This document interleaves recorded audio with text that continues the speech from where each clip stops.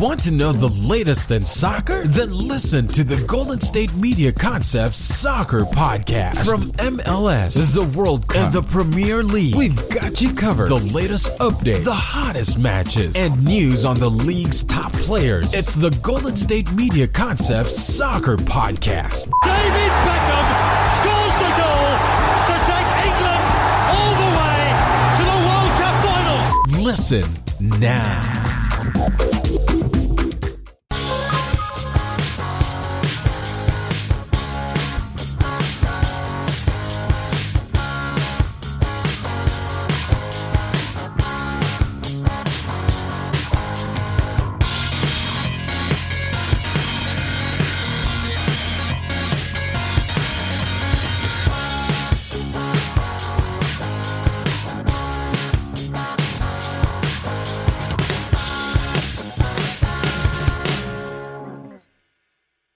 Thank you for tuning into the GSMC Soccer Podcast, brought to you by the GSMC Podcast Network. I'm your host, Steven Melendez, and I'm going to be bringing you the latest and greatest in soccer news from around the world. Welcome back, everyone, to your favorite soccer podcast.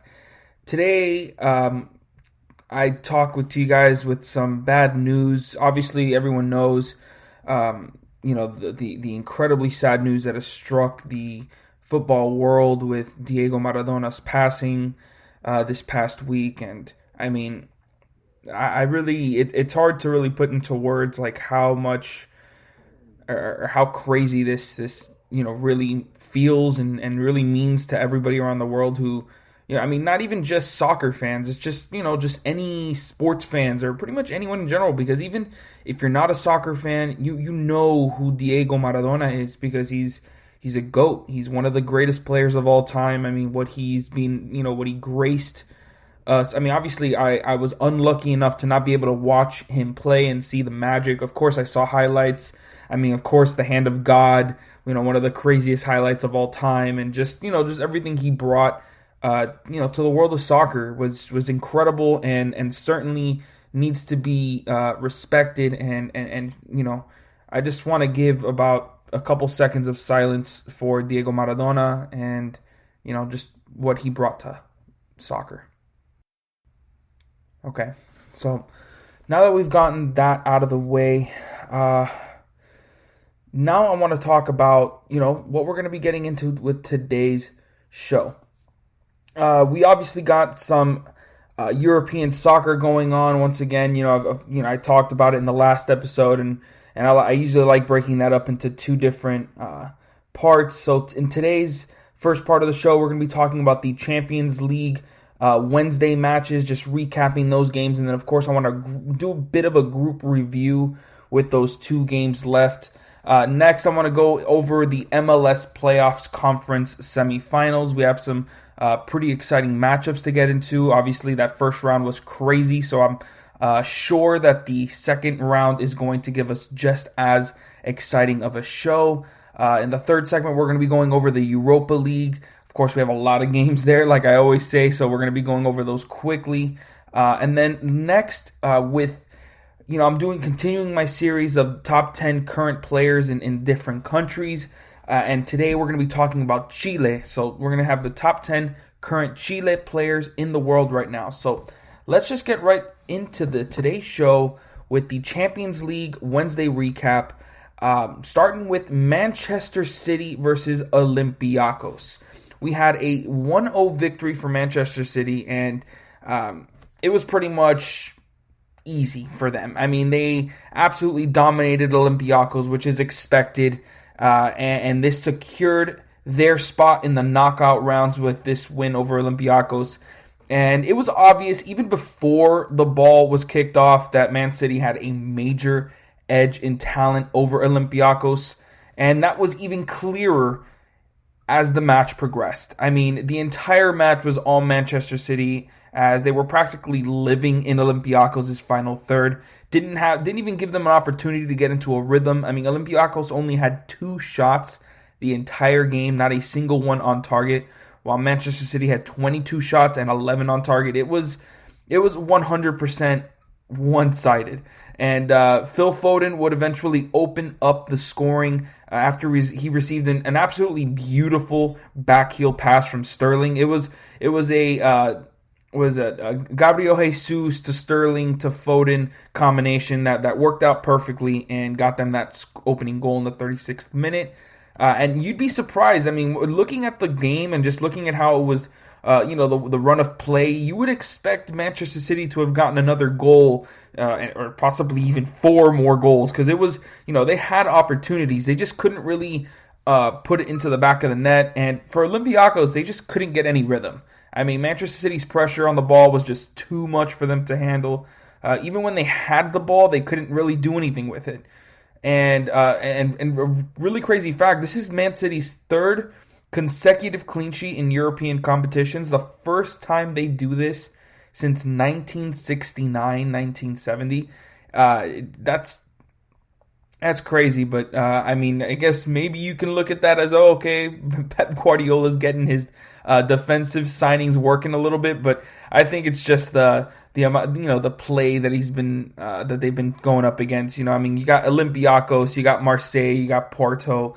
It's not really, they don't really have another team there that's that much better or even close to them in talent. So really, it's not surprising that Manchester City are absolutely dominating. We'll get into the group, how it's looking later on. Obviously, we already know they're moving on to the knockout round. So Manchester City take care of business, get their 3 points, and are off into the next round. Next, we have Baruchia Munchengladbach versus Shakhtar Donetsk. And my goodness, Donetsk must be so happy that they no longer need to take on Mönchengladbach and now are going up against Real Madrid and Inter Milan for their final 2 games. I mean, honestly, they're probably ecstatic. They're like, finally, we don't have to take on these German giants that are absolutely destroying us, because Mönchengladbach probably wished, and it's the opposite for the other team. Mönchengladbach probably wish they can take on Shakhtar every single game, because they have clearly figured them out. With a 10-0 aggregate score over the last 2 games between these clubs, I mean, Borussia just destroyed them 4-0 in this game, and it was over by halftime. I mean, they were up 3-0, and really, it was literally all Mönchengladbach. They were pressuring Shakhtar. They didn't allow their usual explosive offense to get into a rhythm, and obviously that gave them multiple opportunities at goal early in this game, and it eventually resulted in a penalty that Lars Stindl scored in the 17th minute to open up the scoring for Mönchengladbach. And they were just better on the ball, making smart decisions, not allowing any pressure that Shakhtar were trying to put on them to be effective, because that's usually how Shakhtar work. Even though they like to play a lot of people back, that's how they played against Real Madrid and Inter Milan. Against Mönchengladbach, they play up a little more. They try putting a little more pressure, and that clearly does not work for them, because they don't do it well enough to be able to actually change Mönchengladbach's play style, and they just what am I trying to say? Just plays right into what they do, and they absolutely dominate them. And understand, and they, this game, like I said, it was wrapped up in the first half. It was 3-0 by the time they got to the break.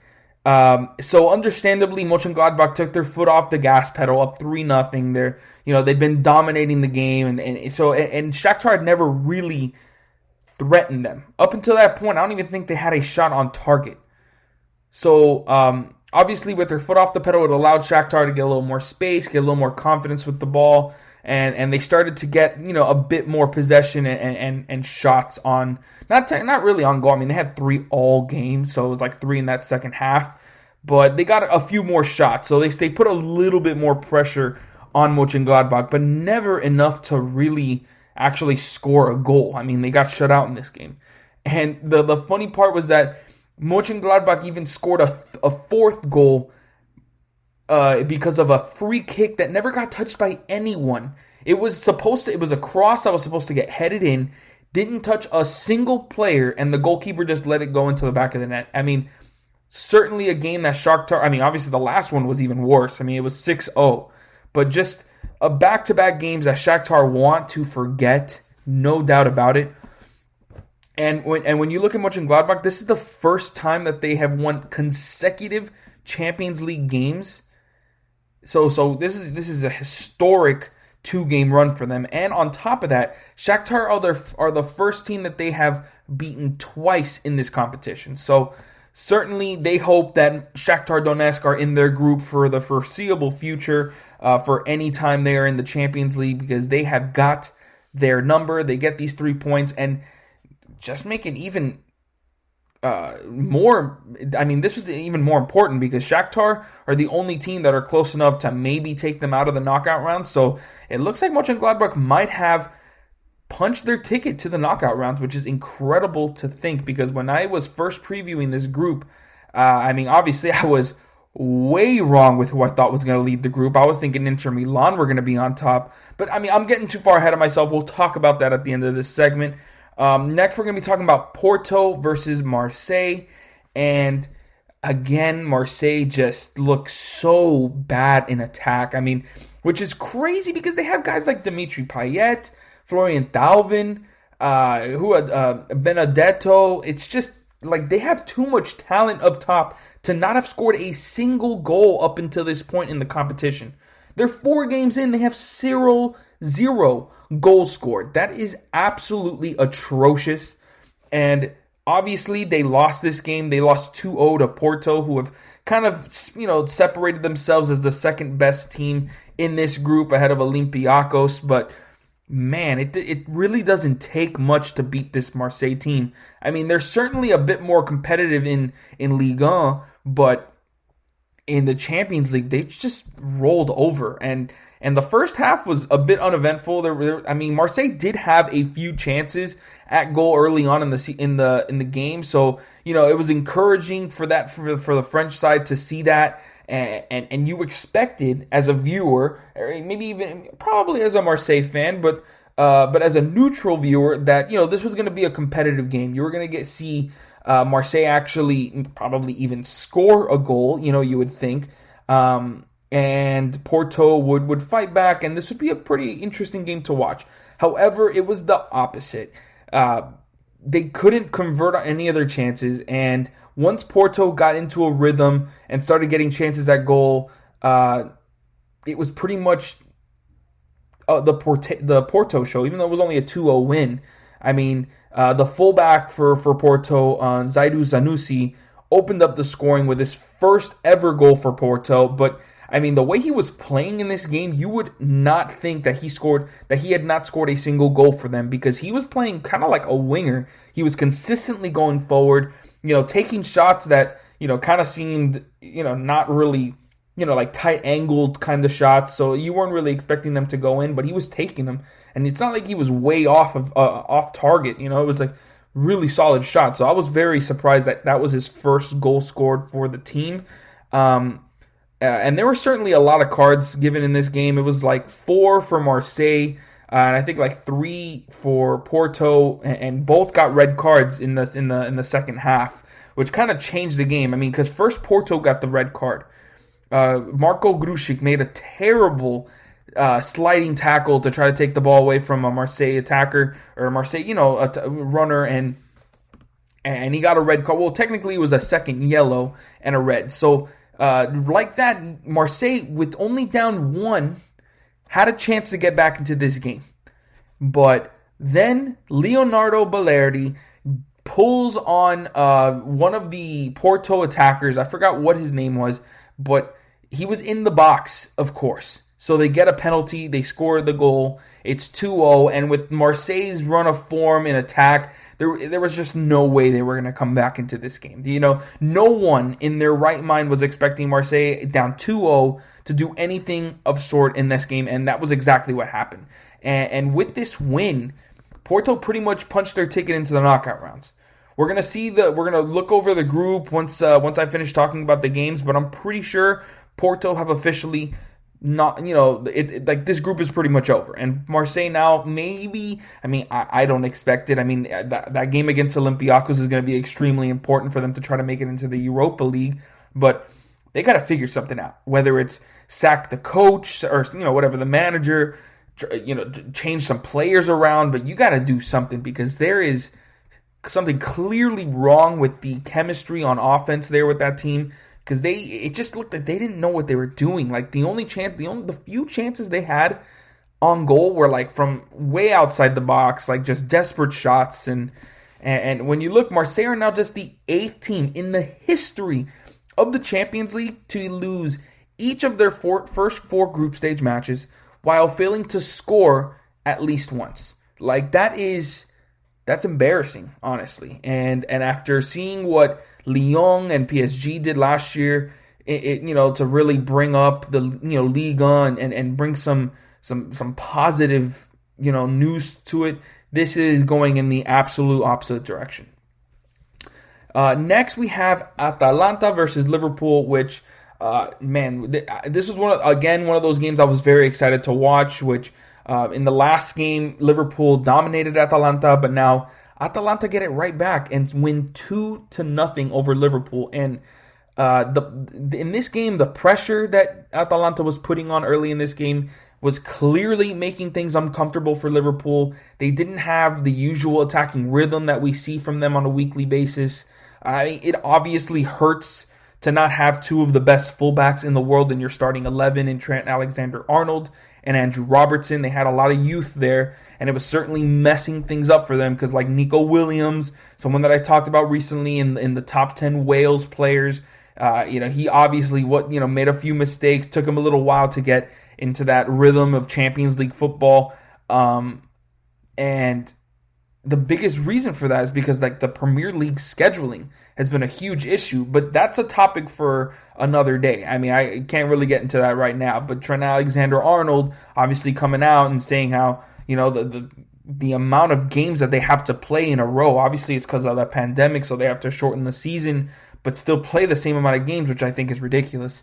It's hard on the players, man. They're playing a lot of games. They're playing literally 2 games a week consistently. That is very, very hard. So, when you look at the first half, Atalanta were getting a lot of chances at goal due to those Liverpool mistakes, but they just couldn't capitalize on them in the first half. So it went into the break at 0, tied at 0, and you really thought that was the Atalanta's chance to really get a lead in the game and put pressure on Liverpool because, now Jurgen Klopp's going to go into the break, talk to his team, get them refocused, and things are going to be back to normal for Liverpool.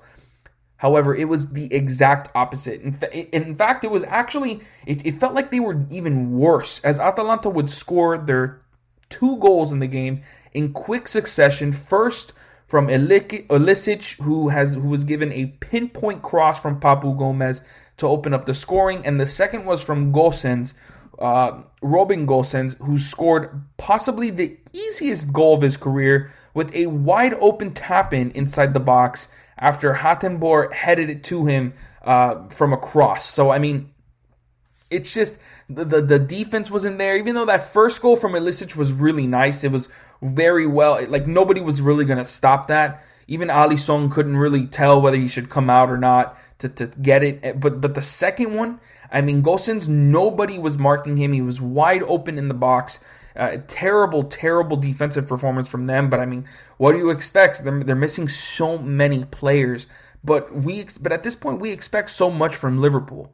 This was nowhere near the type of performance that Liverpool have shown us. And Atalanta took advantage of that to claim all 3 points in this game. Very crucial 3 points. And Liverpool didn't even have a single shot on target in this game. And they had Sadio Mane on the starting lineup. They had Mohamed Salah. They had those guys there. They just couldn't make a difference. Next we have Real Madrid versus Inter Milan. And bro, what can I say about Inter Milan? They just continue to get in their own way. Arturo Vidal getting a 33rd minute red card after arguing his initial yellow card and then bumping into the referee. What is that? After you were already down 1-0,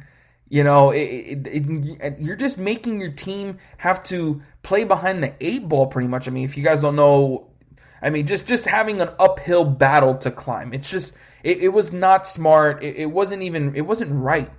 And it pretty much spelled the game for Inter Milan. Because after Arturo Vidal got that red card, there was absolutely nothing that Inter Milan could do to really stifle Real Madrid's attack. It's not like Real Madrid were killing it, but they had more possession.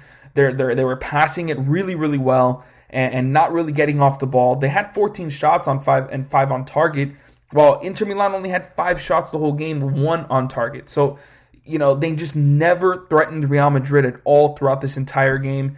And then on top of that, Achraf Hakimi scored an own goal, even though it wasn't really, that bad of an own goal, because he was just trying to get in the way of Rodrigo, who had just come on as a substitute from scoring the goal. And it just, ricocheted off his leg and it went past into the goal.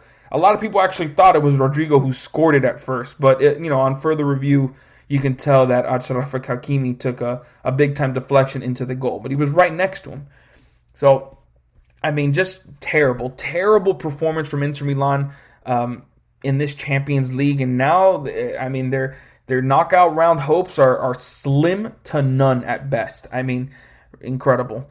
Now we got Bayern Munich versus Rb Salzburg, and just another rout I mean, not really rout, because, I mean, it was pretty close. At least Rb Salzburg were really giving Bayern Munich some trouble, because it was 3-1. The scoreline's 3-1, so you expect, Bayern Munich, just another game for them, just kicking, butt, for Rb Salzburg. But honestly, the start of this game was uncharacteristic from them. They were allowing Rb Salzburg to dictate the tempo of the game and get a lot of chances at goal. But the poor finishing from RB Salzburg, specifically Szoboszlai, the young the young player for them, the young prospect, he had a clear chance at goal and just botched it. Terrible.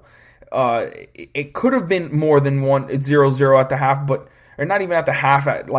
It was 0-0 going into the 40th minute. It should have been like 1-0 or 2-0 for RB Salzburg, but they messed up on those chances.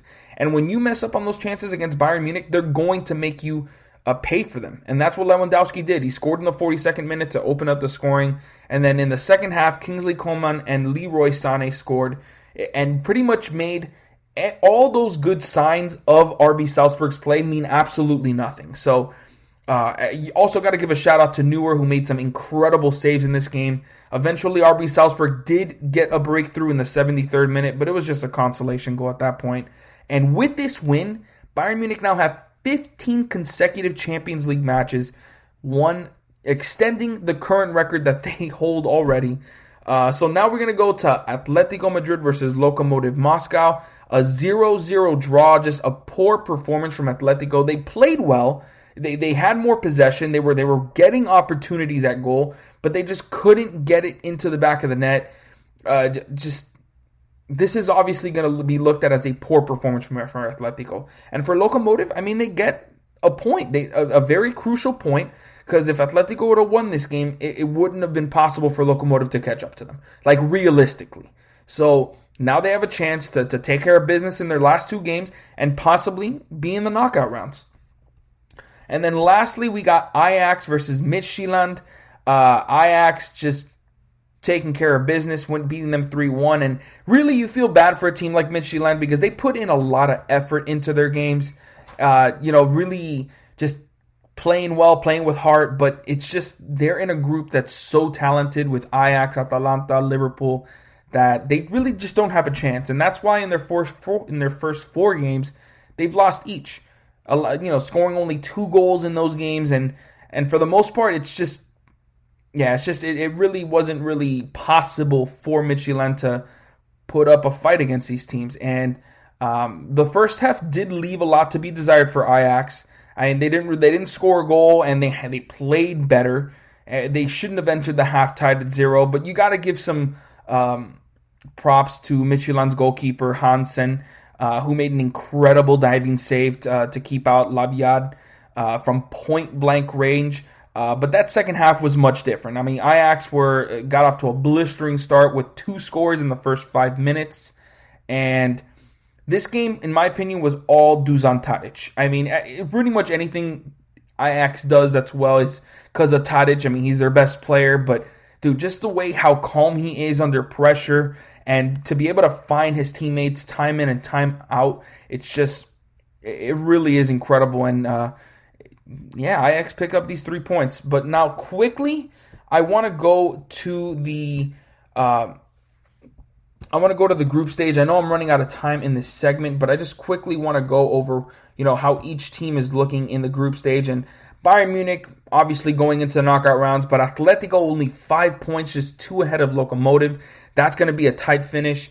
For Group B, Munchengladbach, 8 points, 4 ahead of Shakhtar. So obviously those 2 wins against them were huge. Real Madrid have 7. So, I mean, they obviously are still in that edge, but Inter Milan down there with 2 points.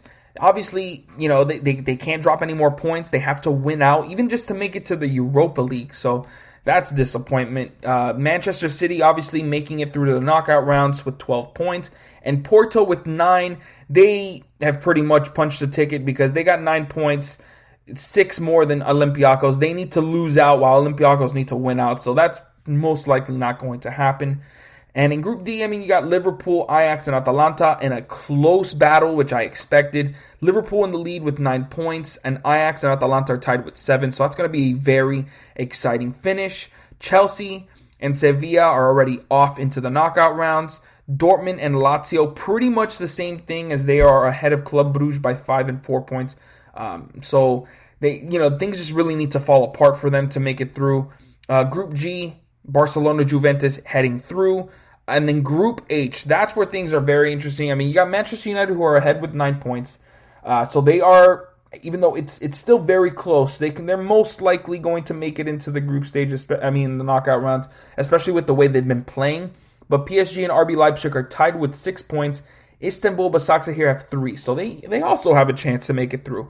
There's only 2 games left. PSG takes on Manchester United next. So I'm going to keep an eye. Obviously, I'm going to be keeping an eye on that group big time. And it'll be interesting to see how that finishes out. So that's going to wrap it up for this segment. Make sure you guys stick around, because when I come back, I'm going to be talking about the MLS playoffs conference or semifinals, the conference semifinals. What a fail for me. Just going to give you guys a preview on those games and, of course, the predictions.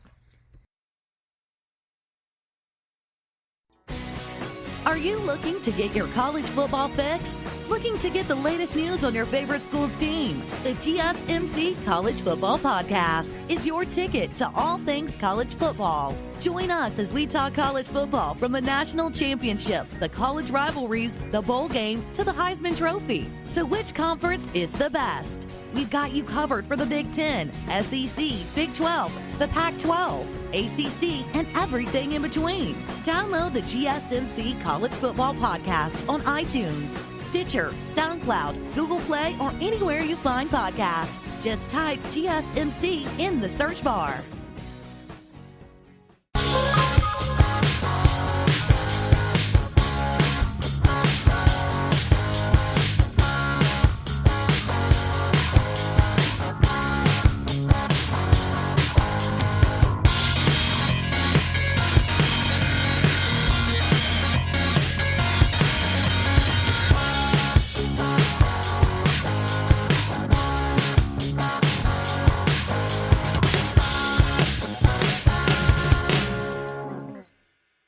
Welcome back, everyone. If you missed the last segment, we went over the Champions League Wednesday matchups, just recapped all the games, and then, of course, I gave you just a quick group recap just to see where everything was going as we are, reaching that final stage of the Champions League group stage.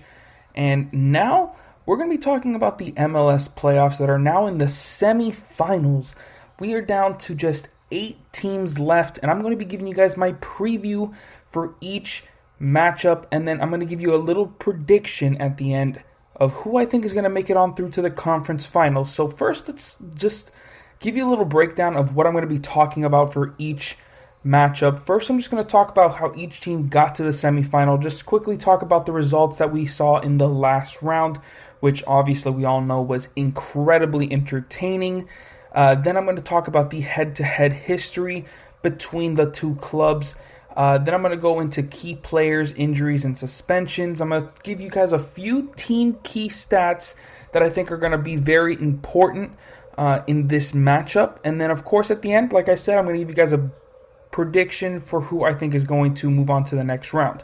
So let's get right into it, starting with the 4th-seeded Orlando City taking on the 8th-seeded New England Revolution. Now, to get to where they are right now, Orlando City, making it to the playoffs for the first time in their history, took on the New York City FC in the first round and defeated them in penalties 6-5. And my God, we talked about it in the last episode, but this was a ridiculously historic game in terms of how it ended, just with the amount of ridiculousness that was in it. I mean, it wasn't good historic. It was bad. And I'm glad Orlando City were still able to go through because they deserved it. Even though New York City FC played the better game overall, Orlando City was winning in the penalties, and they should have been able to go through. There was no reason why Pedro Gallesi should have been sent off or whatnot, but still, they won that game and are now going up against the New England Revolution. And for them, the Revolution did not have as a big of a nail biter because they absolutely dominated the Philadelphia Union and beat them 2-0 with 2 early first half goals and beat the number 1 overall seed in the tournament. So that is a huge accomplishment for them. And of course, now they're looking to continue to upset teams along the way as the lowest seeded team left. And I'm excited to see if they can do that. So let's just talk a bit about the head-to-head matchups between these two teams. New England have a slight edge in the head-to-head battle with a 4-win, 5-draw, 3-loss record against Orlando City, and these matches are usually extremely high scoring, with the two sides combined to score 52 goals in their 12 matches. That's 4.3 goals per game. So we are in store for a very exciting matchup here. These two teams didn't face off this season, but they faced off 3 times last year, with each team getting a win and the third match ending in a draw, and that draw was the last match they've played against each other, and it was an exciting one, as it ended 3-3 with Orlando having to overcome a 3-1 halftime deficit, and it was a very exciting game. So I know we are going to be getting a good one here. You look at some of the key players for Orlando City. I'll just quickly name a few people. I know for sure, obviously the big 3 in my opinion are Nani, Christopher Mueller, and Mauricio Pereira. Those 3 guys are going to be extremely important in what they create offensively, and to be able to score on a regular basis is obviously, one of the most important things. But of course, on the defensive end, and of course I got to mention Daryl Dike as well, the rookie who has just been incredible for Orlando City this season. But then of course the defending duo of Antonio Carlos and Roman Johnson are going to be extremely, extremely important in stopping what New England Revolution do on the offensive end. Now, you look at the key players for New England. They got Adam Busca, Gustavo Bo, Carlos Gil, those, and of course Teal Burnbury. Those are all important players to their offense because that's mainly what they are. They're mainly a very big time offensive team, and that's what they're going to have to go through. But on the defensive end, they do rely heavily on goalkeeper Matt Turner, who's having another big time season in the MLS and is slowly but surely becoming one of the better goalkeepers in the league. You look at the injuries and suspensions. Orlando City are dealing with a few now because they did try to appeal that red card that Pedro Gallesi received in the penalty kickoffs against New York City FC, but it was denied, and he will not be playing in this game. They'll be having their backup goalkeeper. They've been missing Dom Dwyer for a while, of course, left back Jean Moutinho, and now they're right back as well, Ruan Teixeira. So they're missing both their starting fullbacks, their starting goalkeeper, and of course, their main striker, although that one hasn't really, hurt them as much because Daryl Dike, Christopher Mueller have, stepped up in a big way to fill that gap. But for the New England Revolution, they are dealing with a few themselves, with winger Christian Penilla and defensive midfielder Luis Caicedo also missing some time. Caicedo's been out for a very long time, and they've certainly missed his presence. And for Penilla, he adds a lot of offensive creation for them, but they've been pretty solid on the offensive end this season, so they're not missing too much there. But on the defensive end, they're certainly missing what Caicedo used to bring to the team. Now, I go to some of the key stats, and what I really look at for Orlando City, their pass completion is one of the best in the league. They complete 82.3% of their passes. That's good for 6th in the MLS, so it's no surprise that they're also tied for 3rd in the MLS with 30 assists. And they also are pretty solid on the defensive end because a percentage of dribblers tackled, 42.4%. It's 1st in the MLS, so they rarely get dribbled past, and that's one of the things that New England Revolution do really well, because in successful dribbles, they have 234, good for 7th in the MLS. They also have 538 shot-creating actions, which is 3rd in the MLS, so they certainly rely on that for their offense. Key passes, 253 for the season, that's 3rd in the MLS, and but they also do a bit on the offensive end in terms of pressuring the ball. They have 1,062 successful pressures this season.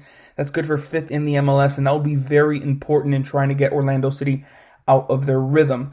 But when I really look at everything together, I just don't, I don't know, the way I look, I feel like New England Revolution have a chance here. I feel like it can go either way, even though Orlando City certainly have the more talented team. They're just missing a lot of their top players, and I feel like it is going to hurt them, especially on the defensive end, and I just don't see them holding off New England Revolution enough to move on to the next round. So I do see the number 8 seed New England Revolution defeating Orlando City 2-1.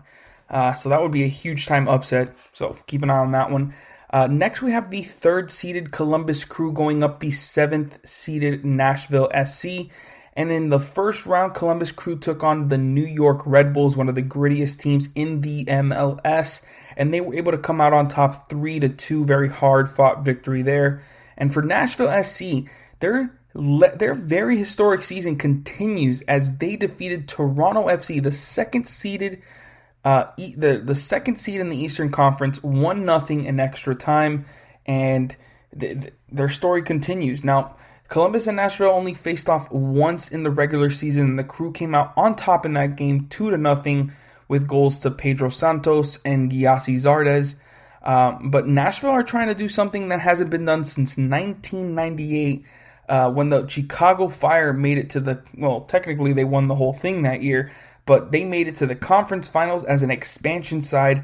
Nashville SC are trying to do that as well, and they certainly have a big-time chance because they have one of the best defensive teams in the league, and they play their style extremely well. So let's look at some of the key players in both teams. For Columbus Crew, you of course have Gyasi Zardes, Lucas Zelarayang, Darlington Nagbe, Pedro Santos, Jonathan Mensah, and of course goalkeeper Eloy Rome. All of those players are going to be extremely important in getting Columbus into the next round.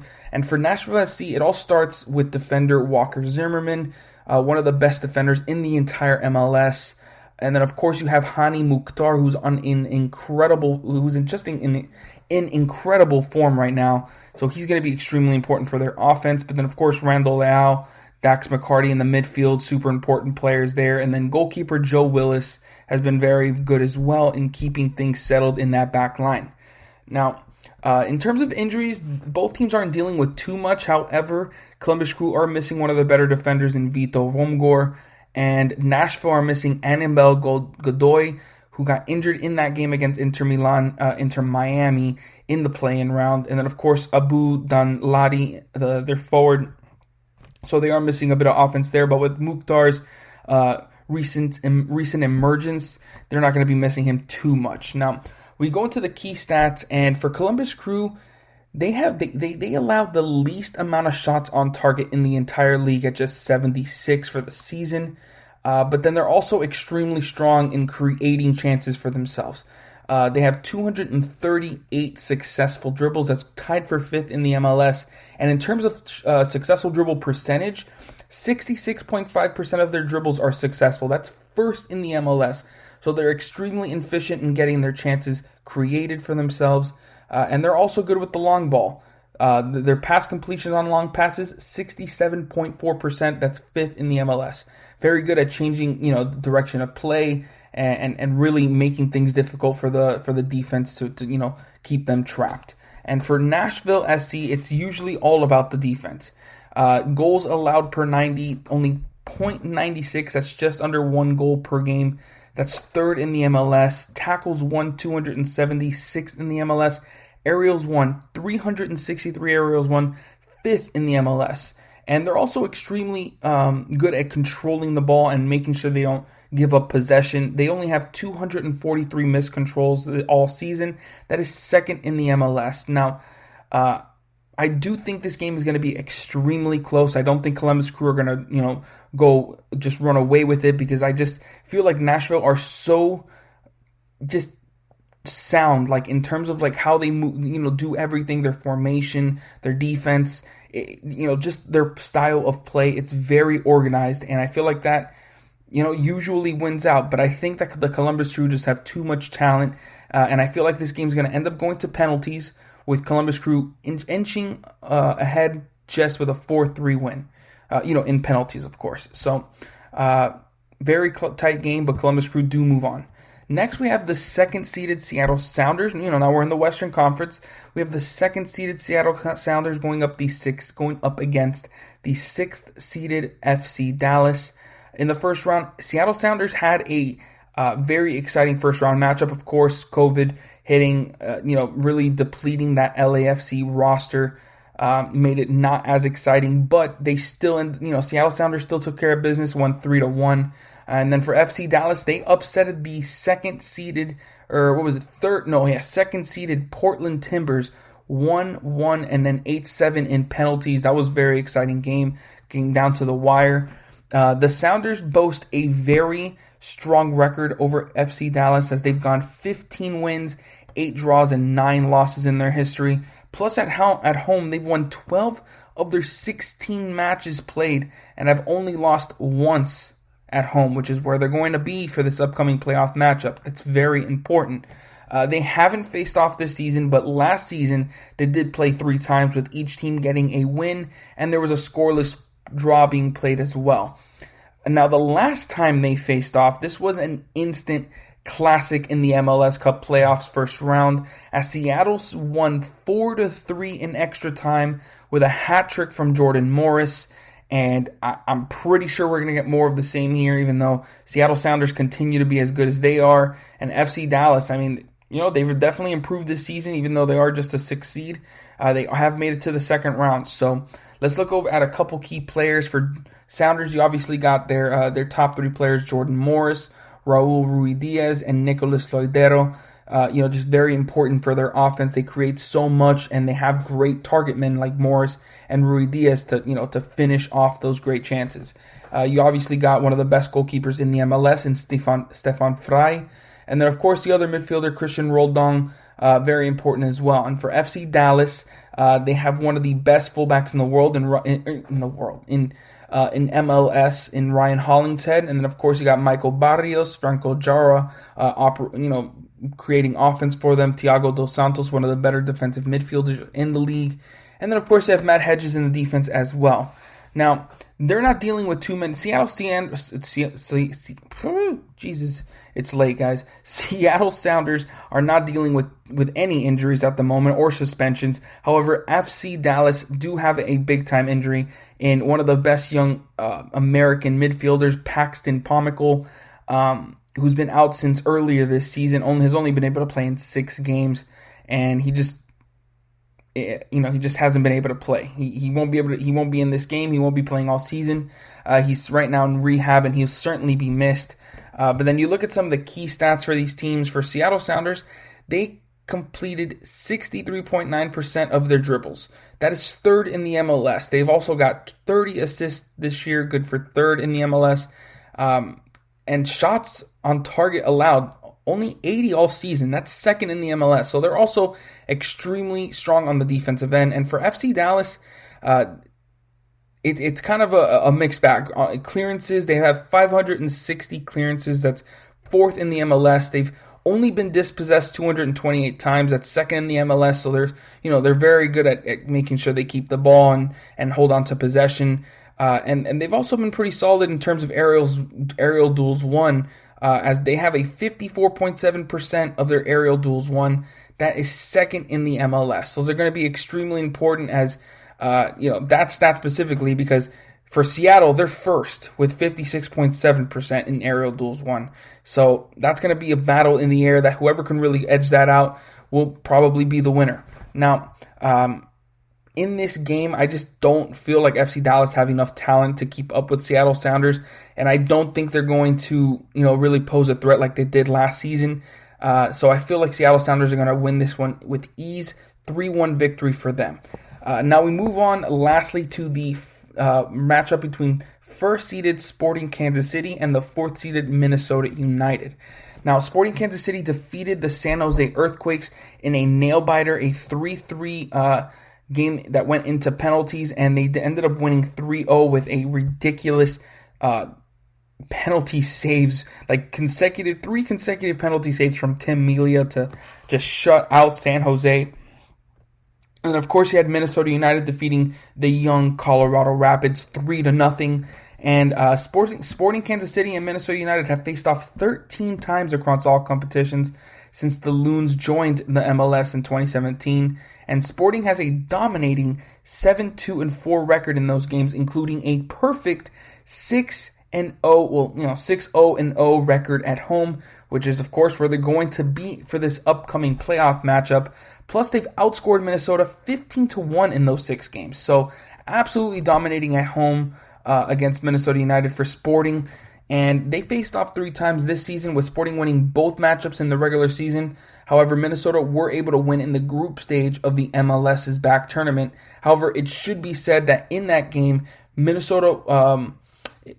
Sporting goalkeeper Tim Melia was given a red card in the 74th minute, and Minnesota would get 2 goals in extra time to take that win.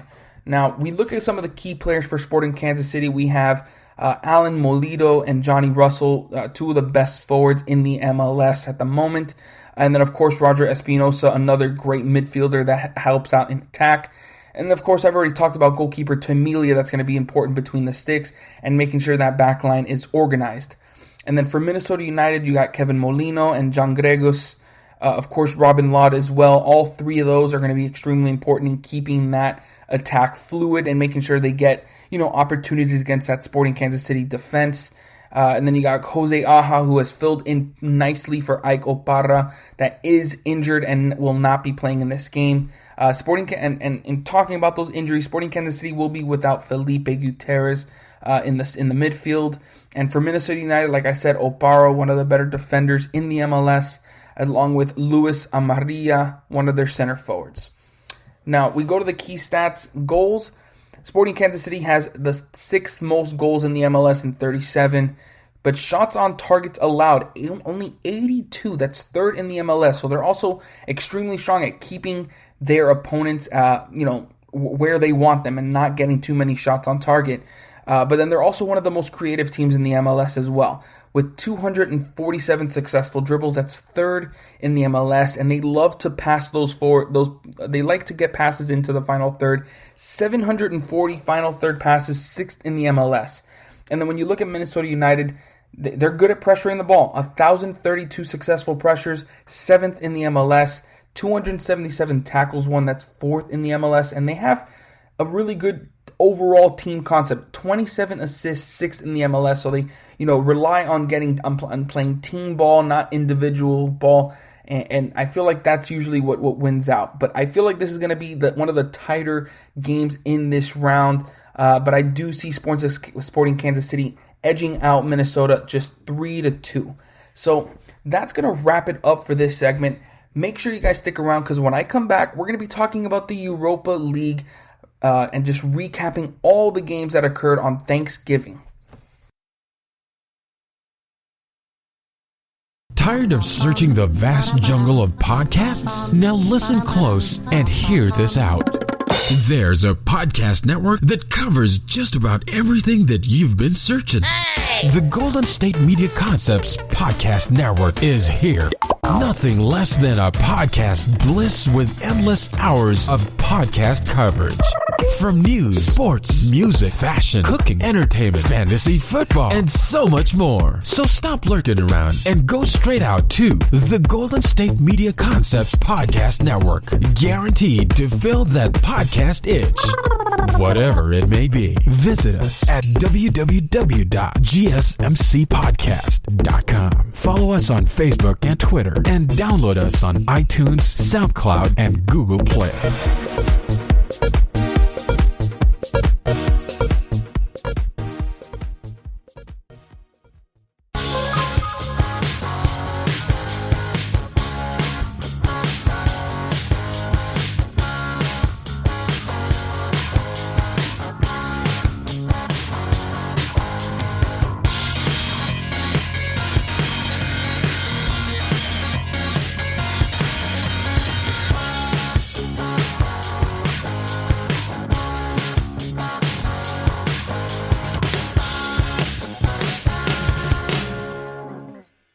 Welcome back, everyone. If you missed the last segment, I went over all the games in the MLS playoffs coming up. Of course, we got the semifinals. I gave you guys the preview on those games and the predictions. And now we're going to be talking about the Europa League.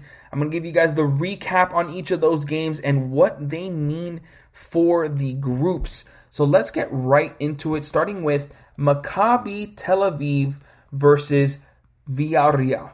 And you go and you look at those games, and it was a 1-1 draw. Not an expected result, because I thought Villarreal were going to take care of business here. But this is, and they needed to really win this game in order to really make that distance between them and Tel Aviv. But they didn't. They got this draw. They opened up the scoring in the 44th minute, right before halftime, by Alex Baena.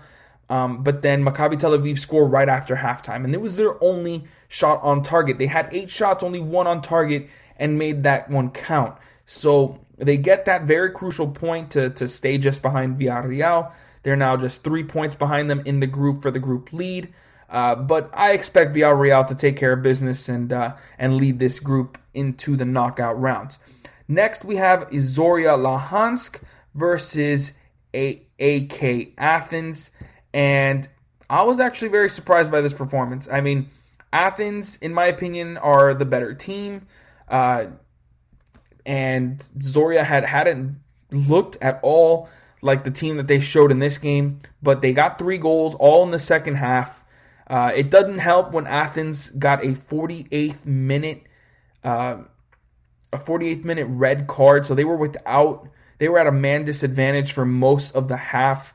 And obviously, those 3 goals were scored with that man disadvantage. So Zorya Lahansk just took care of business when they needed to and got a very, very crucial 3 points, because now it still keeps them in the hunt, even though they're still 4 points behind Braga. So it's very slim chance for them to even make it into the next round. But for for Athens, this is a big time letdown, because this was a chance for them to come within to be within a point of Braga, with them losing, with them going up against Leicester in this round, and they didn't do it. They're now with just 3 points in 4 games, and it's a big time disappointment for them. So now we're gonna be moving on to CSKA Moscow versus Feyenoord, and this was a goalless draw, not the most exciting game, and even with Feyenoord being with them at a man disadvantage for most of the second half. Jorgensen picking up a red card in the 48th minute. I mean, CSKA Moscow obviously took advantage of it, got a lot of opportunities, but even with their 22 shots, only 4 of them were on target. They had way more possession, and this was their chance to really make a big-time push into this group. They're still at the bottom with just 3 points in 4 games, but it's still very close. I mean, Feyenoord only have 5 points in their 4 games and still have a chance to be knocked from that second spot. But this was certainly a chance for CSKA Moscow to really, get these 3 points, and a very crucial 3 points, and they just did not do it. So now we got Dynamo Zagreb versus Wolfsburg, and this is the other group. This is the other game in that same group as Feyenoord and CSKA Moscow. And Dynamo Zagreb, they take these 3 points and take them really well, because in the beginning of this group, I mean, Wolfsburg were sort of, playing extremely well. They had 4 points in their first 2 games, but now have 2 losses in a row to Feyenoord and Dynamo Zagreb. Well, no, both to Dynamo Zagreb, because obviously this is the return leg, and it's a bad result for them. It's a bad result for them when they clearly had a lead in this group, but Dynamo Zagreb the other way around. I mean, they didn't have any scoring in that first half, but second half turned things around, got a goal from Lovro Majer in the 60th minute to open it up, and then got a third goal in the extra time from Luka Ivanusek, just to kind of put that cherry on top. But Wolfsburg certainly played well in this game. I mean, they had good possession. They had 11 shots just like Dynamo, but they just couldn't really get anything effective in the final third. So they lose this game and are now in third place of this group, a point behind Feyenoord after starting off in first. They need to turn this around, or they're going to be on the outside looking in. Next, we have Hoffenheim versus Liberec, where we get a result that we expected, with Hoffenheim defeating Liberec 2-0. Although the way it got to that point was not expected at all, because this game was tied at 0 for most of the game until Christoph Baumgartner scored in the 77th minute to open it up for Hoffenheim. Of course, after that, it kind of never felt like Liberec were going to pressure Hoffenheim into anything, because they had way more. They had 72% possession over 28% for Liberec. It was just an absolute dominant performance. They just didn't have the goals to go along with it. But of course, Andrej Kramaric, best striker in this entire competition, scored a penalty in the 89th minute just to end any hopes for Liberec to get the draw. And with that, Hoffenheim punched their ticket into the next round, because Liberec just couldn't take care of business. And they opened up their Europa League campaign with a win, but have 3 straight losses since then. And it's not a good sign for them, man. I mean, especially with now they're 6 points behind Crvena Zvezda, I believe that's how you say the name. And it's looking like they're not going to be able to move on to the next round. It looks like we already know who's going to be making it past here. And talking about Crvena Zvezda, they beat Gent 2-0. Gent now have lost all 4 games in this Europa League campaign. And honestly, when you look at this game, you do not expect that. I mean, Gent had way more possession, 72% possession. They had 27 shots to Zvezda's 4, but they had 3 on target, and they took advantage of those shots on target. And they got off to an electric start. In the first minute, they got a goal. Petrovic scored to open it up for Zvezda. And though Gent were obviously putting a lot of pressure on them, were certainly getting most possession and were getting a lot of chances, Gent just, like you've seen all Europa League long, they cannot score goals on a consistent basis. And that hurt them here. I had to drink some water because, man, my throat was a little rusty there. But, yeah, so with that, Gent, no points in their 4 Europa League games, had a chance to at least get into third place, or, at least, keep their hopes alive. But with this loss, they're officially out of the Europa League. I mean, of course, now they're going to play those 2 games for experience, and just pride. But yeah, and Crvena Zvezda, they now punched their ticket pretty much with a 6-point lead over Liberec with just 2 games to go. Next, we have Sivasspor versus Qarabag FK, and I was expecting Sivasspor to win this game because I feel like their offense was much more consistent than Qarabag's, which is obvious, but we got a very exciting game here. I mean, Qarabag opened up the scoring in the 8th minute, and you thought this was going to be a different game for them. You thought they were going to actually play well because they had more possession and were just playing a little bit better than Sivasspor, but they eventually got the equalizer with a penalty right before halftime. But then you got 8. Qarabağ with another lead just going into the second half in the 51st minute. Sivasspor answered right back just 7 minutes later, and this was tied at 2-2 going into like the final minutes of this game. But then Sivasspor scored one more time in the 79th minute to just clinch this win for them and keep them in the hunt to go into the next round, as they are now just 1 point behind Tel Aviv for second place in this group. And they needed to win these 2 games against Qarabağ, because they lost those first 2 games against both Tel Aviv and Villarreal. So they needed to take care of business against Qarabağ, and they did just that. Next, we have Leicester City versus Braga, and this was a very back and forth game that had Leicester City on the edge of their toes, on the edge of their feet. Braga opened up the scoring in the 4th minute. Harvey Barnes answered right back in the 9th minute. But then Braga had a 2-1 lead going into the 25th minute, or even going into halftime. And even in the 75th minute, Leicester City were down 2-1. But they answered with a goal from Luke Thomas in the 78th minute and made it tight. I mean, it was a close game. And you were thinking, all right, I mean, Leicester City are going to hold it down, at least get a draw here. But then Braga scored in the 90th minute, and you're like, my goodness, they're going to get the upset and take control of this group. But they did not do that. I mean, not take control, but at least tie it at 9 points apiece. And they just didn't do it. Leicester City were able to get a late goal from Jamie Vardy, who else, honestly, and are able to hold on to the lead in the group. Next, we have Young Boys versus CSKA Sofia. They get the 1-0 win over the Russian team, and this was a normal game for them. I mean, CSKA Sofia just weren't able to put anything together offensively, which has been the case for them throughout most of their Europa League campaign. Haven't scored a single goal in any game, and that was pretty much the same here. They only had 2 shots, 1 on target, while Young Boys were a bit more attacking, had a few more opportunities, and were able to get a goal in the first half, and ultimately got them that win.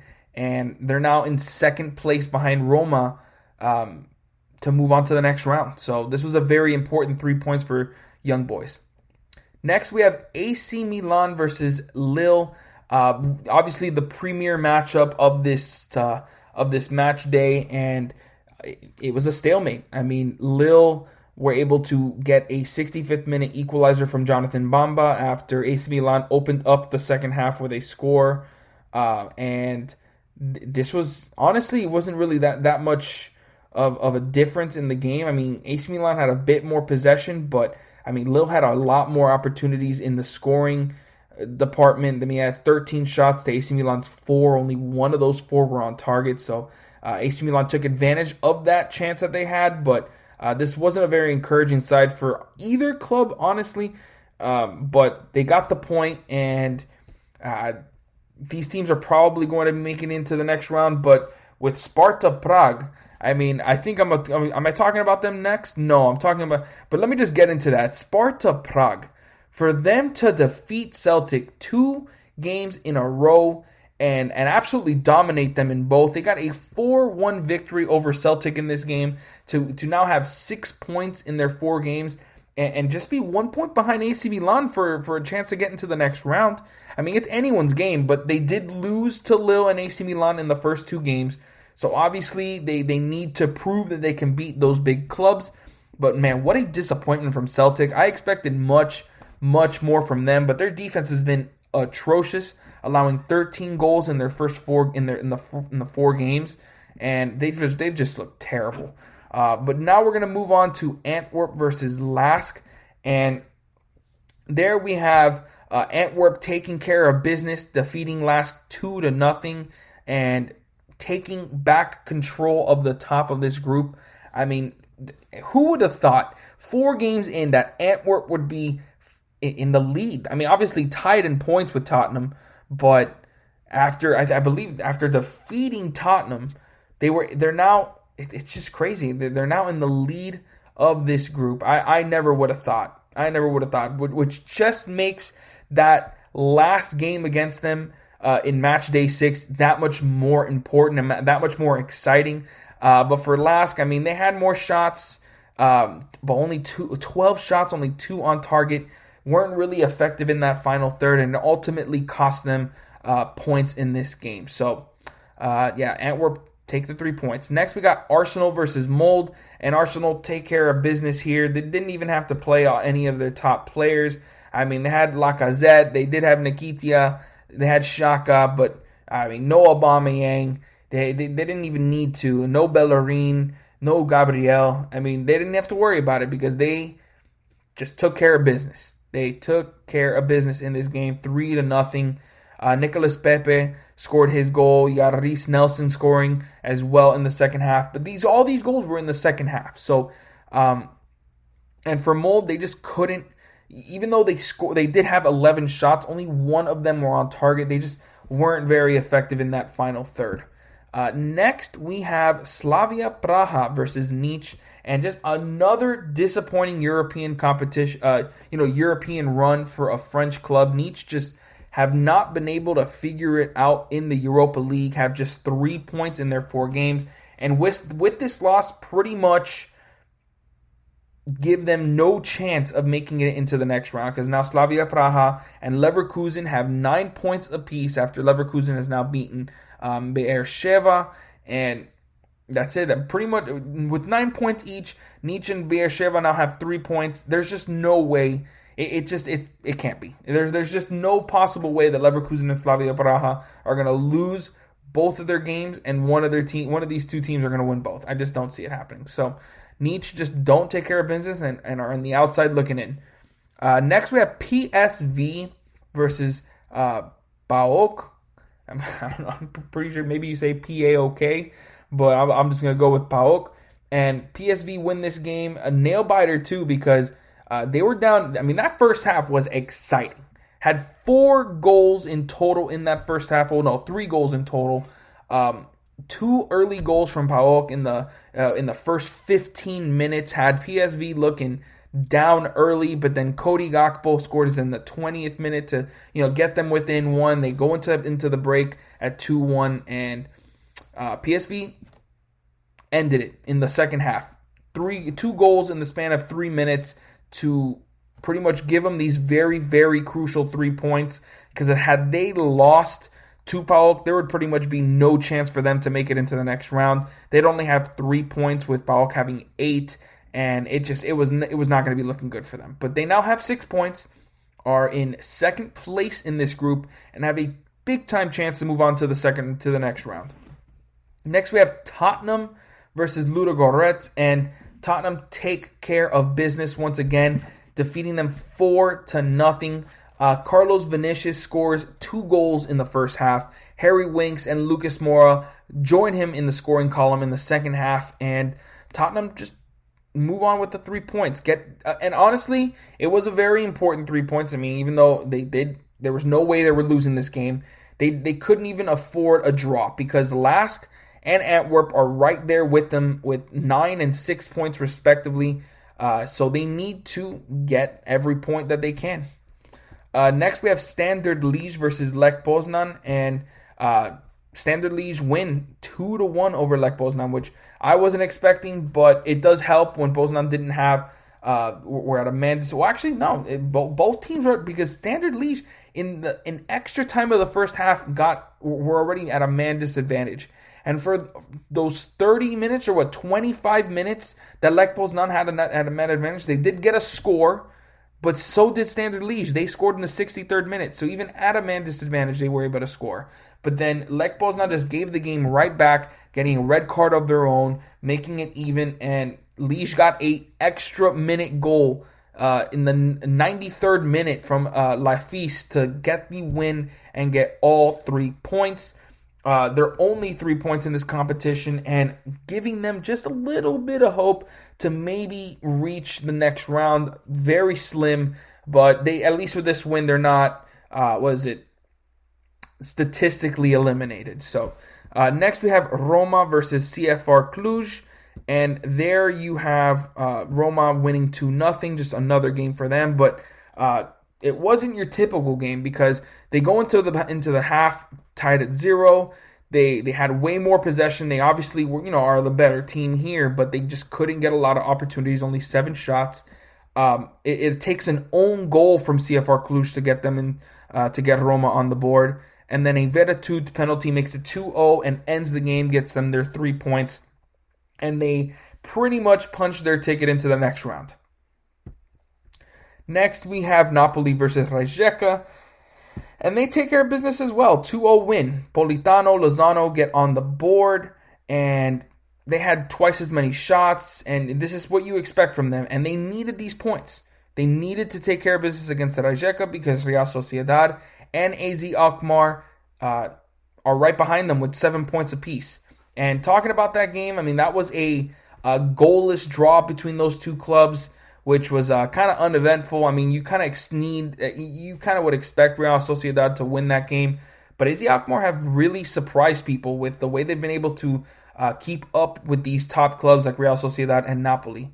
Next, we have Rapid Wien versus Dundalk. And Rapid Wien get the win here with a 3-1 victory over Dundalk. And that was extremely important for them because they needed to keep up with Molde, who have just 6 points. They did lose their 2 games against Arsenal in the back-to-back games, and Rapid Wien won their back-to-back games. So, as for Dundalk, they have not played well. Allowed just 12 goals. But Rapid, after looking really well against Arsenal, win these 2 games against Dundalk, and now that game against Molde is going to be that much more important. Now you got Bayer Leverkusen versus Hapoel Beersheva, and they win 4-1. Easy win for Leverkusen. Get on the board early with a 29th minute goal from Patrick Schick, and then goes into halftime 1-0. They take a 2-0 lead. Beersheva make it a little interesting, making it 2-1. But for the most part, this was a game that Leverkusen were just going to win no matter what, and they needed to, because if this would have been a draw, it gave Beersheva a chance to get closer, but now Leverkusen and Slavia Praha pretty much punch their ticket into the next round. Next, we have Granada versus AC Omonia, and Granada win this game 2-1, get on the board early with an 8th minute goal from Luis Suarez. AC Omonia tie it up at 1-1 in the 60th minute, but then Granada get a 73rd minute game-winning goal to get a very crucial 3 points to pretty much end things and get them into the next round. Even though they are still only 5 points ahead of Baok, who is in 3rd place, they needed to get this win against AC Omonia, and they got these 6 points against AC Omonia in these back-to-back games. Very important for them. Next, we have Benfica versus Rangers, a very exciting game against the top 2 teams in their group, and this ends in a 2-2 draw. And for the most part, you were expecting Benfica to win this game, but the Rangers came out firing, get a lead in the 7th minute, then take a 2-0 lead going in the 69th minute, and you're thinking, wow, Benfica, they're not going to be able to do it. All game they weren't able to really be effective in the final third. Rangers had 8 shots, 6 on target, while Benfica only had 11 shots, but only 2 on target. But unfortunately for the Rangers, they make a mistake. An own goal in the 78th minute gets Benfica some life. And then Pizzi scores an 81st minute equalizer to give Benfica a point and keep them within range of Rangers to take at least the lead in the group. But pretty much both these teams are making it into the next round. And that's going to wrap it up for this segment. That is a lot of Europa League games that I have to talk about. But when I come back, we're going to be talking about the top 10 current Chile players in the world. This is your ultimate stop for everything sports. The Golden State Media Concepts Sports Podcast. Should I say more? From the NFL, MLB, the NBA to MMA, it's all in here. The Golden State Media Concepts Sports Podcast. Listen now.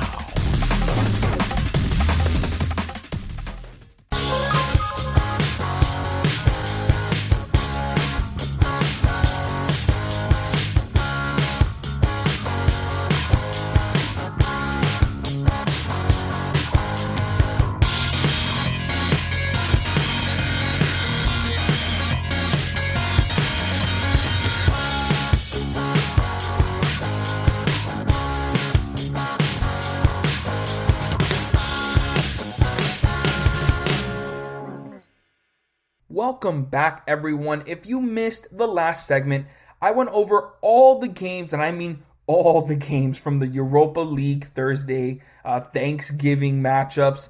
And now we're going to be talking about the top 10 current Chile players in the world.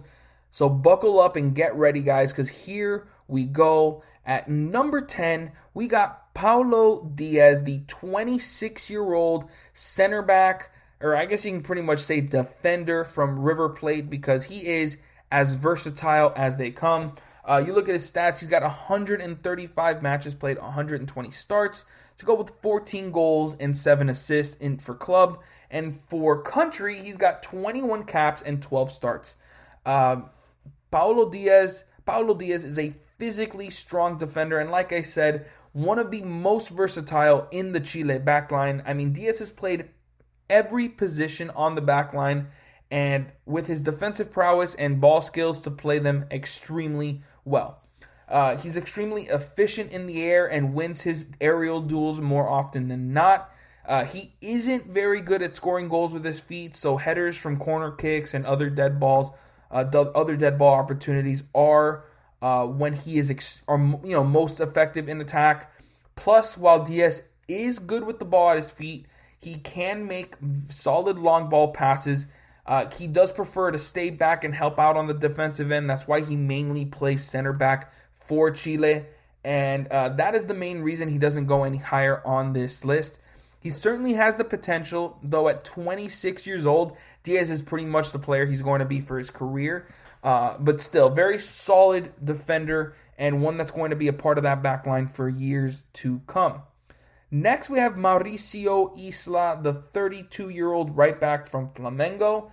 For his club, he has 372 matches played, 320 starts to go with 9 goals and 47 assists. And for country, he's got 78 caps, 76 starts, 2 goals and 6 assists. Isla is one of the most consistent players for Chile, as he's been manning that right back position for years. Could be, nearing the end of his international career. You do have a few players. I mean, you already got a guy like Jonathan Andia, who's kind of already creeping up. I mean, he's 28, so he's not that much older, but he's at that right back position and plays well there. But for the most part, they don't have a lot of depth at that fullback position. For right now, Mauricio Isla is still a very crucial and important player for Chile. He is an attacking fullback that is best when he has the ball at his feet, because it allows him to utilize his vision and excellent crossing ability to find teammates inside the box.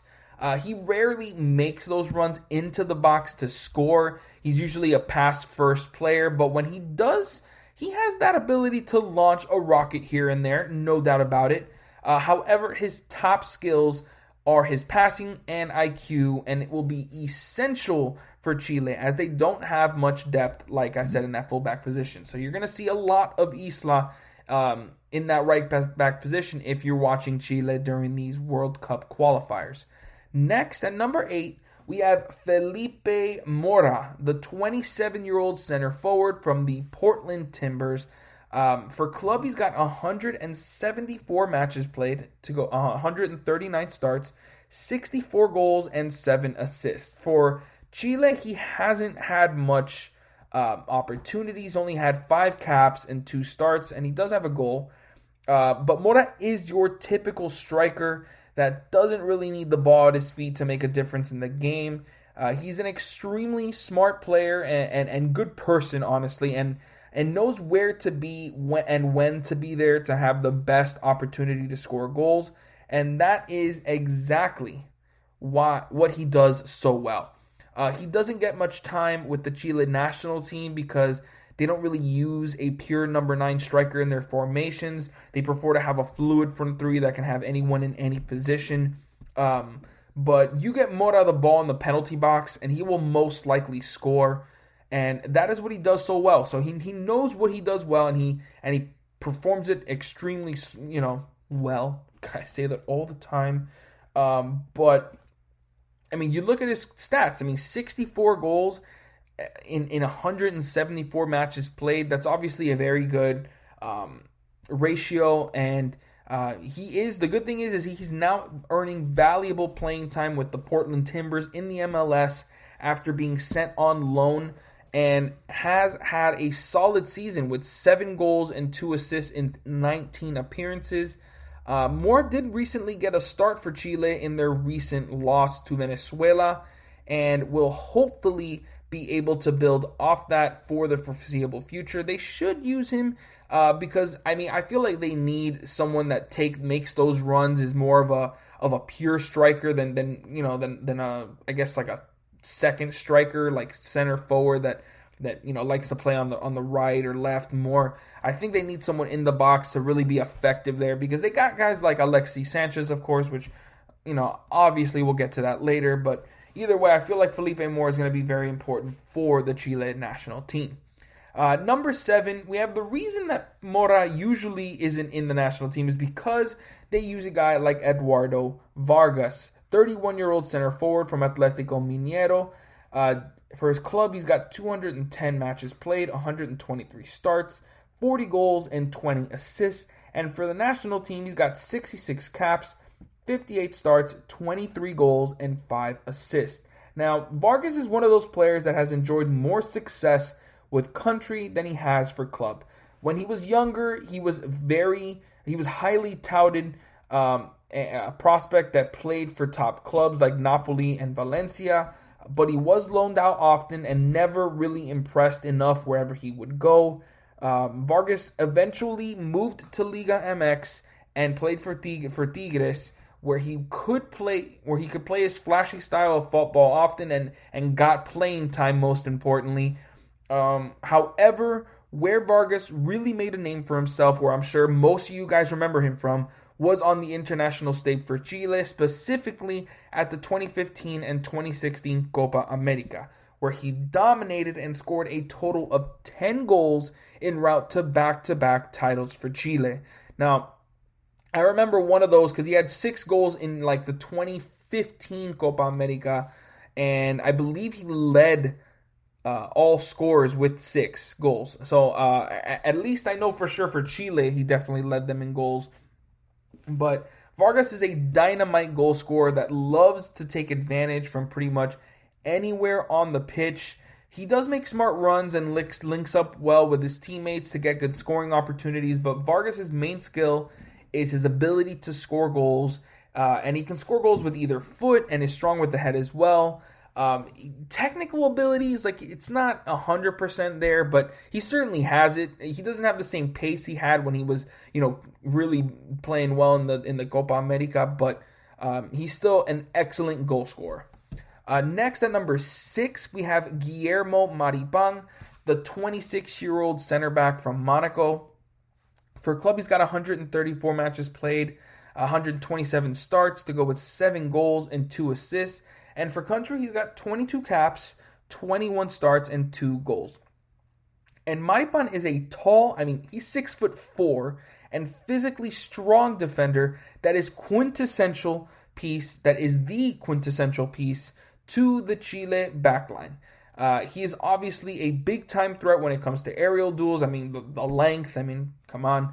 But Maribong is also extremely athletic, surprisingly athletic, really, when you look at his size, and can keep up with speedy attackers.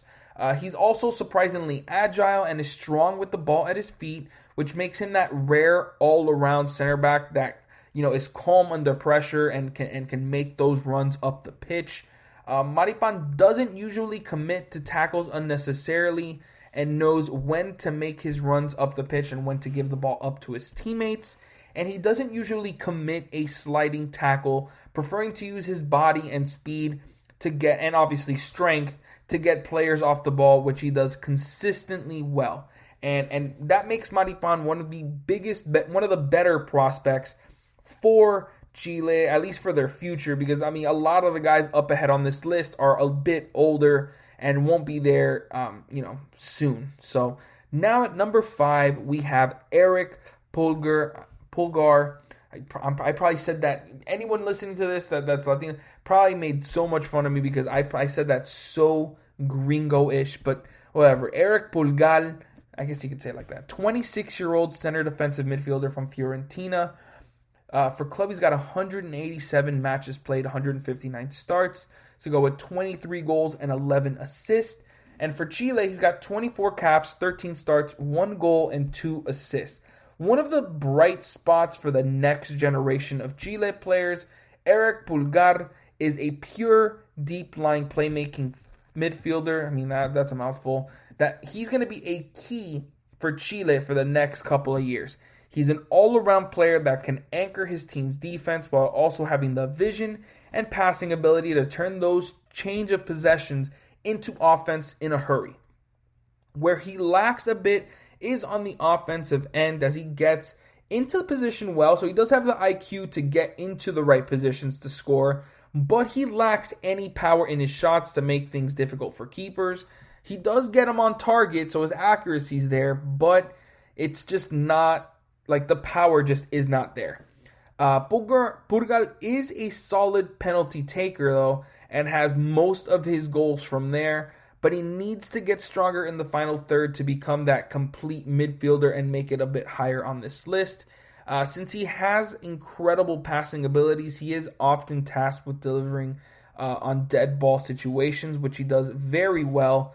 And that is honestly what I feel is the best part about Purgal. Even though, obviously he's a great defender, I feel the fact that he can pass the ball and get it to teammates anywhere on the pitch is his greatest asset.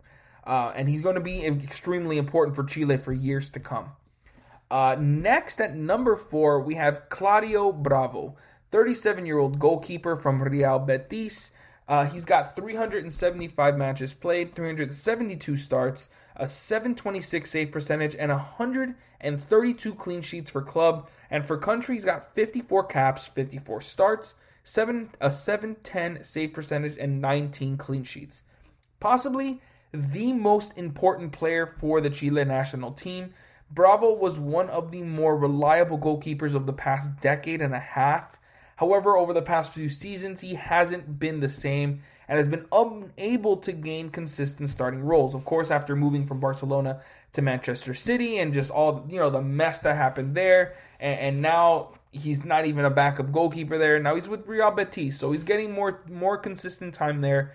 But as a player, Bravo is a leader of men, gives his back line confidence that they can rely on him to clean up mistakes. And he's done that a few times already during the World Cup CONMEBOL qualifiers.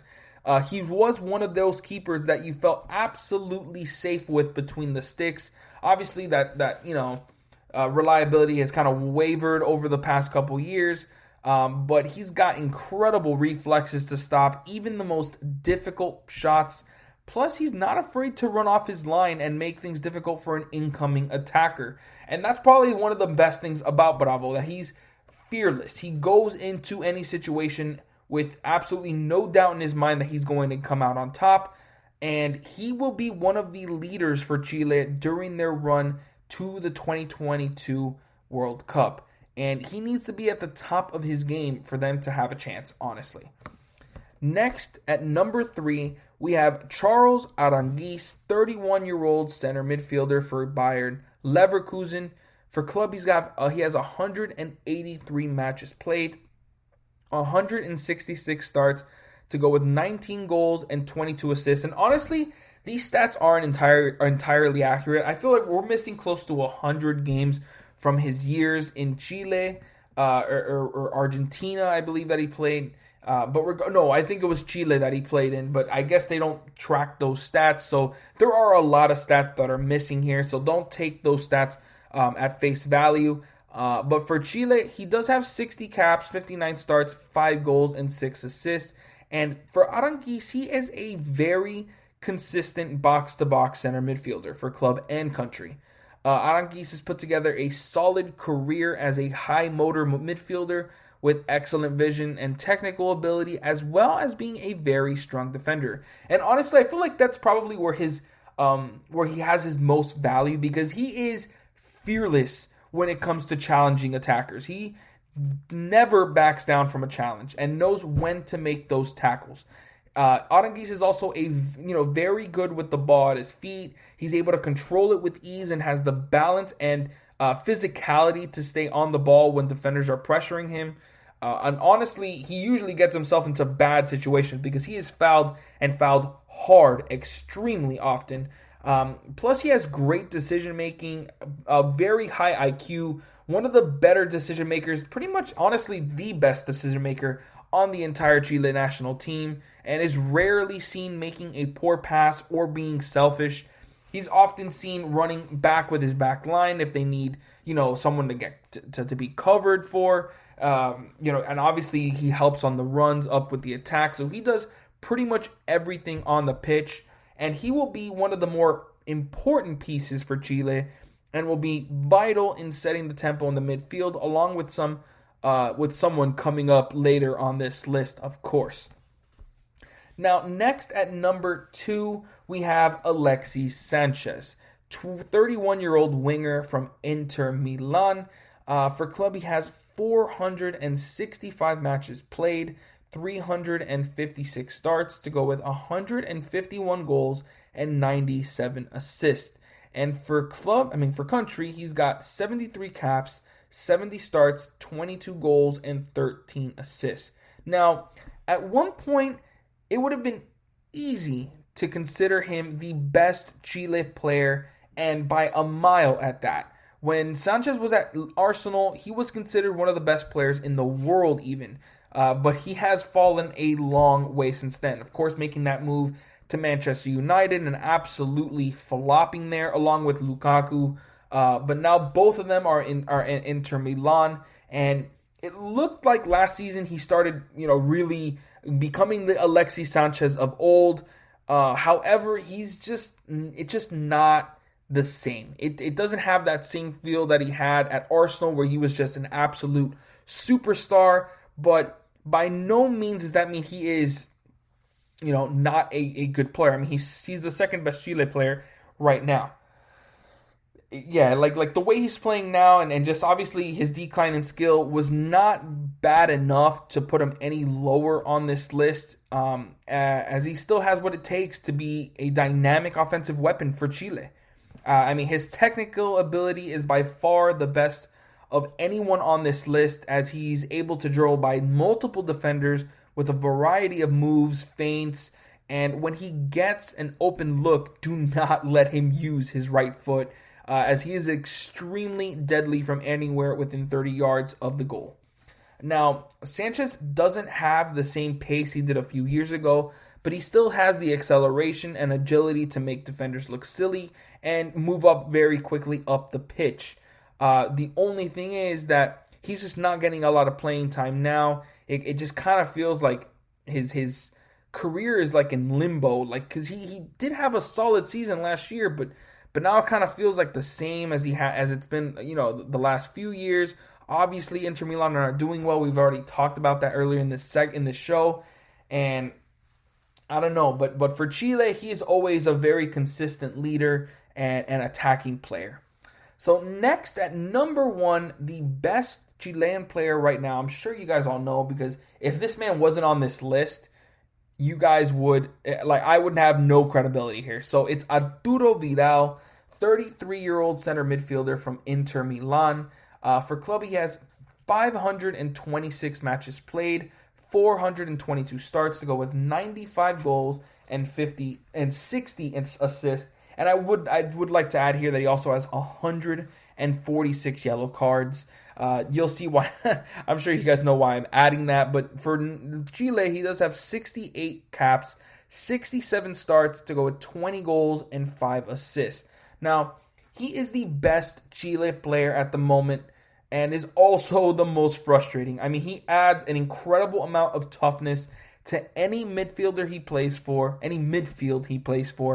but his temper often gets in his own way and causes trouble for his team. We've already talked about it today, about the red card he picked up against Real Madrid. Just terrible. And even with all that being considered, he's still the best Chile player right now, and it's not even close in my opinion. Alexis Sanchez is a really good player, and certainly, it's close. I can't say it's not close, but when you consider how important Arturo Vidal is to Chile, it really isn't even the debate, in my opinion. He's a deadly box-to-box midfielder that can anchor a team's defense, but also turn those chances changes in possession into deadly runs and scores. Vidal's passing is also extremely underrated, as he's able to make pinpoint passes to streaking teammates and change the direction of play with accurate long balls. However, the biggest thing to remember about Vidal is his incredible motor and toughness that would make any team overlook his behavior. And that is exactly why he is the greatest Chile player right now. So that's going to wrap it up for today's segment. As always, thank you for listening to the GSMC Soccer Podcast, brought to you by the GSMC Podcast Network. I would like to ask that you please remember to subscribe to the show and write a nice review. That really helps us. Also, if you can please remember, if you can please follow us on Facebook, Twitter, and Instagram, I would really appreciate it. Thank you and have a great night. You've been listening to the Golden State Media Concepts Soccer Podcast, part of the Golden State Media Concepts Podcast Network. You can find this show and others like it at www.gsmcpodcast.com. Download our podcast on iTunes, Stitcher, SoundCloud, and Google Play. Just type in GSMC to find all the shows from the Golden State Media Concepts Podcast Network, from movies to music, from sports to entertainment, and even weird news. You can also follow us on Twitter and on Facebook. Thank you, and we hope you have enjoyed today's program.